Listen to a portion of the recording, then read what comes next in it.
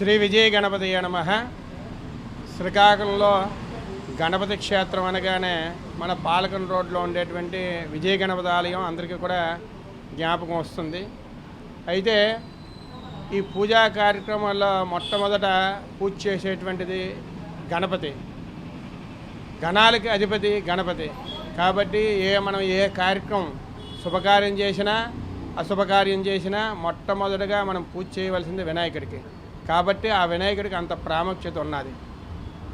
అయితే గణపతిని మట్టి వినాయకుడితో మాత్రమే పూజ చేయాలని మనకి పూర్వం నుంచి శాస్త్రబద్ధంగా వస్తున్నది.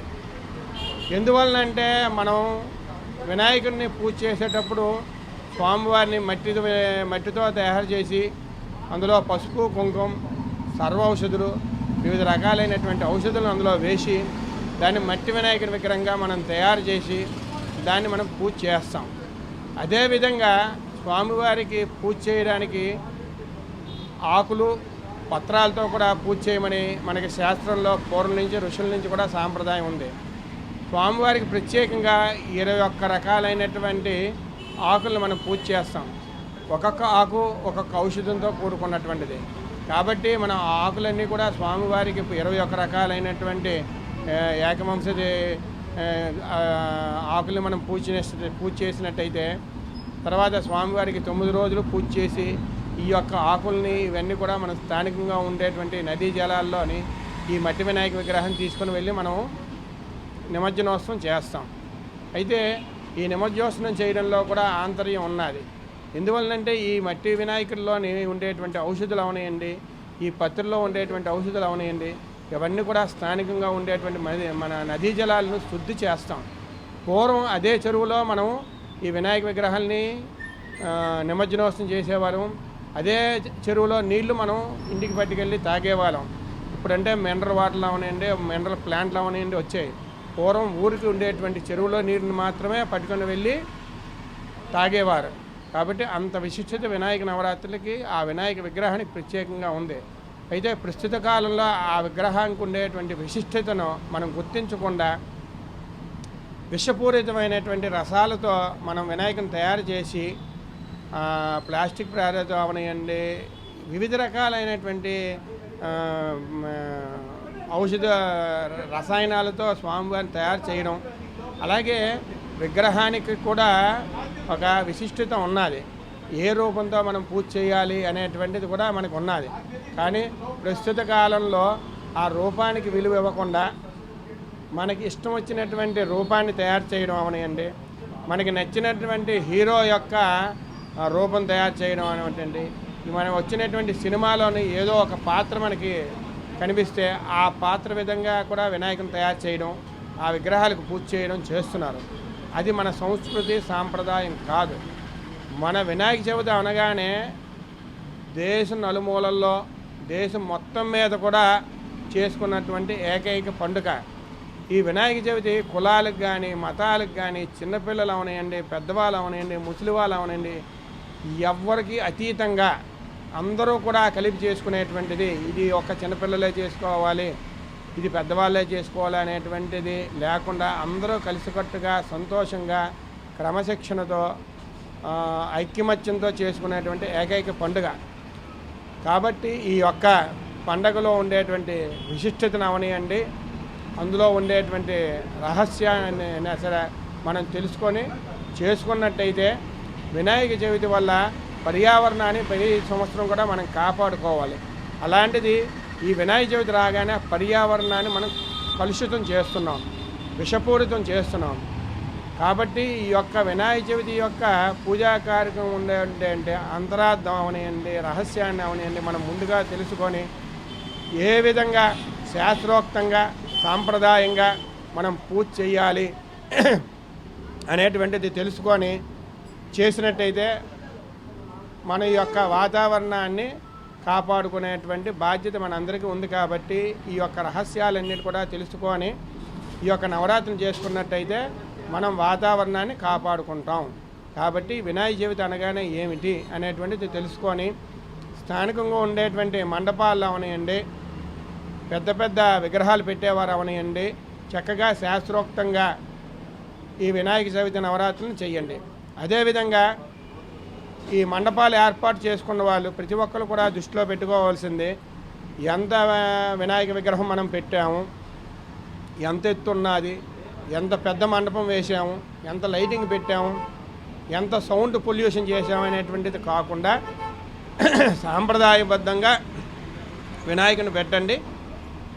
అక్కడ చేయవలసినటువంటి పూజా కార్యక్రమాల్ని స్థానికంగా ఉండేటువంటి పురోహితులను పిలిపించి చక్కగా ఉదయం సాయంకాలం పూజా కార్యక్రమాలు చేయించండి. అదేవిధంగా గణపతి హోమం చేయించండి. ఈ హోమం చేయడం వల్ల ఆ వచ్చేటువంటి వివిధ రకాలైనటువంటి మన సమితులతో హోమం చేస్తాం. అది చేయడం వల్ల మన పొల్యూషన్ ఏమీ అవ్వకుండా మన ప్రకృతికి ఎంతో మంచి జరుగుతుంది. అది కూడా తెలుసుకొని ఆ విధంగా పూజా కార్యక్రమాలు చేయండి. అదేవిధంగా ఈ యొక్క పర్యావరణాన్ని కాపాడాలనే సదుద్దేశంతో మన విజయ గణపతి ఆలయ ధర్మకర్తలు కమిటీ వాళ్ళు నిర్ణయించుకొని ప్రతి సంవత్సరం కూడా సుమారు 2000 మట్టి వినాయక విగ్రహాలు మనం స్వయంగా మన ఇక్కడ విజయనగరంలో తయారు చేయించి అవి మనం తెచ్చి వినాయక చవితి రోజుకి ముందు రోజు మనం ఖచ్చితంగా ప్రతి ఒక్కరికి కూడా వచ్చి తీసుకుని వెళ్ళండి, ఈ విగ్రహాలు మట్టి విగ్రహాలను మాత్రమే పూజించండి అనేటువంటి నినాదంతో మన దేవాలయం నుంచి ఇచ్చినట్టయితే ఖచ్చితంగా ఆ విజయ గణపతి స్వామివారే మా ఇంటికి వచ్చారే అనేటువంటి ఒక నమ్మకంతో వాళ్ళు పూజ చేస్తారు. ఆ విధంగా మనం పర్యావరణాన్ని కాపాడొచ్చిన సదుద్దేశంతో ప్రతి సంవత్సరం కూడా వినాయక చవితికి ఒకరోజు ముందు మనం మట్టి వినాయక విగ్రహాలను తయారు చేయించి వినాయక చవితికి ఒకరోజు ముందు ఈ విగ్రహాలన్నీ కూడా మనం ఉచితంగా పంపిణీ చేస్తాం. కాబట్టి ప్రతి ఒక్కరు కూడా ఈ యొక్క పర్యావరణాన్ని కాపాడవలసినటువంటి బాధ్యత మన అందరిపై ఉంది. కాబట్టి ప్రతి ఒక్కరు కూడా ఈ మట్టి వినాయక విగ్రహాలని అవకాశం ఉన్నంత వరకు తయారు చేయించి స్థానికంగా ఉండేటువంటి మన బంధువులు అవనియండి, మన వీధిలో వాళ్ళు అవనియండి, మన నగరంలో ఉన్న వాళ్ళు అవనండి, అవకాశం ఉన్నంత వరకు మనం అది ఉచితంగా కాదు ప్రసాదంగా వాళ్ళు పట్టుకెళ్ళే విధంగా చేసినట్టయితే ఈ మట్టి వినాయక విగ్రహాలను మనం పూజ చేయడం వల్ల మనం పర్యావరణాన్ని కాపాడంలో మనం కూడా భాగస్వాములు అవుతాం. అదేవిధంగా విజయ గణపతి ఆలయంకి వచ్చినట్టయితే ఒకరోజు ముందుగా మనం ప్రారంభించి ఈ మట్టి వినాయక విగ్రహాలను మనం అందరికీ కూడా ఉచితంగా పంచి స్వామివారి ప్రసాదంగా చేస్తాం. అలాగే వినాయక చవితి రోజు వచ్చేకల్లా తెల్లవారికల్లా స్వామివారికి 5 గంటలకి సుప్రభాత సేవ, పుష్పాలంకరణ, ప్రదోషకాల అర్చన చేసి 5:30, 6 గంటల నుంచి కూడా సర్వదర్శనంకి ఏర్పాట్లు కమిటీ వాళ్ళు చేశారు.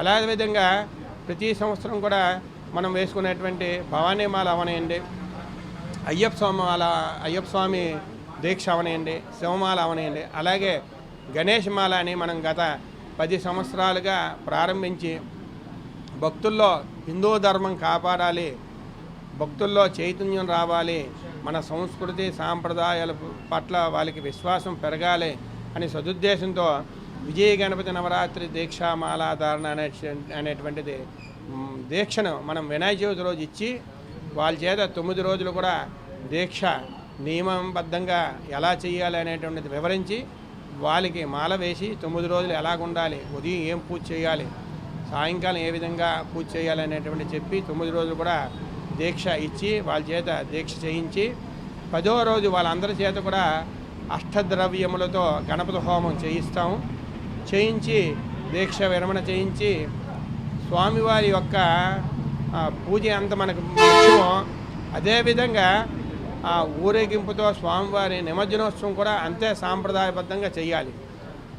స్వామివారికి పల్లకీలో ప్రత్యేకంగా తయారు చేసినటువంటి పల్లకీలో స్వామివారిని ఉంచి మన నగర వీధిలో స్వామివారిని ఊరేగింపుగా మన స్థానికంగా ఉండేటువంటి నాగావళి నదిలో నిమజ్జనోత్సవం చేస్తాం. అది సాంప్రదాయబద్ధంగా మనం చేయాలి.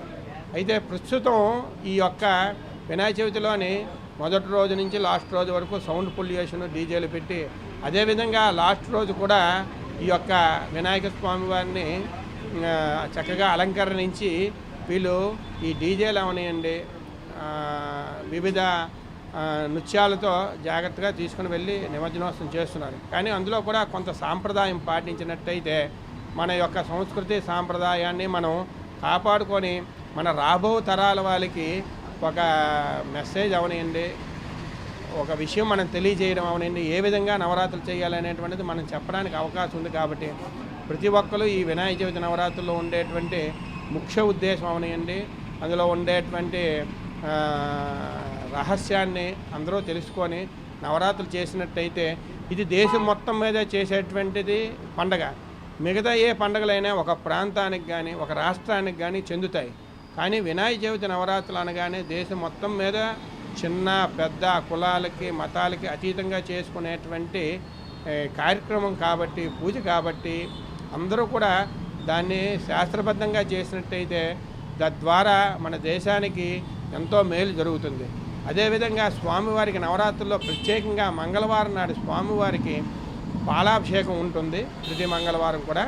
అదేవిధంగా స్వామివారికి నవరాత్రుల్లో ఒకరోజు స్వామివారికి 108 మంది దంపతులతో అష్టోత్తర శత కలశాభిషేకం అనేటువంటిది కార్యక్రమం ఉంటుంది. స్వామివారికి 108 కలశలతో అభిషేకం చేస్తాం. అదేవిధంగా మనం బెంగళూరు నుంచి ప్రత్యేకంగా తెప్పించినటువంటి పువ్వులతో స్వామివారికి నవరాత్రుల్లో వచ్చేటువంటి మొదటి ఆదివారం నాడు పుష్పయాగం అనేటువంటి కార్యక్రమం నిర్వహిస్తాం. ఈ విధంగా ఈ యొక్క విజయ గణపతి ఆలయంలో స్వామివారి యొక్క నవరాత్రుల వైభవంగా జరిగి ప్రతి ఒక్కరు కూడా దర్శనం చేసుకొని స్వామివారి యొక్క ఆశీస్సులు పొందుతారని మా ఆలయం తరఫున, మా కమిటీ తరఫున, మన ఆర్టీవీ ద్వారా భక్తజన అందరికీ కూడా తెలియజేస్తూ ముందుగా వినాయక చవితి శుభాకాంక్షలు. అదే శాస్త్రబద్ధంగా చేయండి, మట్టి వినాయకుడిని మాత్రమే వాడండి. మన పర్యావరణాన్ని మనం కాపాడవలసిన బాధ్యత మనకి ఉంది. కాబట్టి ప్రతి ఒక్కరు కూడా ఈ యొక్క విషయాన్ని తెలుసుకొని మన నలుగురితోటి వినాయక చవితి ఎంత శాస్త్రబద్ధంగా చేస్తున్నాం అనేటువంటిది అందరూ కూడా తెలుసుకొని చేస్తారని ఆశిస్తూ స్వామివారి విజయ గణపతి స్వామివారి ఆశీస్సులు మన అందరిపైన ఉండాలని మనస్ఫూర్తిగా కోరుకుంటూ ఓం శాంతి శాంతి శాంతి. తెలుగులో న్యూస్ కి ఫాస్టెస్ట్ యాప్ ఇప్పుడు టోటలీ న్యూ అవతార్లో జస్ట్ 5 seconds లో కంప్లీట్ న్యూస్. సోషల్ మీడియాలో ట్రెండ్స్ కి one stop solution. Live TV app voice search option తో ఇప్పుడే డౌన్లోడ్ చేయండి లేదా అప్డేట్ అయిపోండి. యాప్ లింక్ డిస్క్రిప్షన్ లో ఉంది.